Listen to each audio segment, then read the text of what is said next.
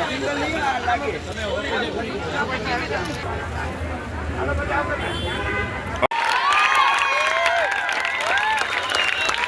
વખતની કેબીસીની 17મી સિઝનમાં જે 2025માં ચાલુ થઈ તેમાં હું હોટ સીટ ઉપર પહોંચેલો અને અમિતાભ બચ્ચનની સાથે મળેલો અને સારી રમત રમી અને મેં 12,50,000 જીતી અને જામનગરનું ગૌરવ વધારે.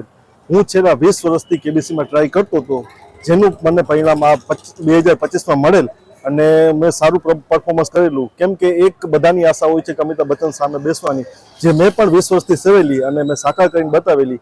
કેમ કે મારા અથાગ પ્રયત્નથી મેં 2025માં કોણ બનેગા કરોડપતિમાં જઈ અને સાબિત કરી અને જામનગરનું નામ રોશન કરેલ.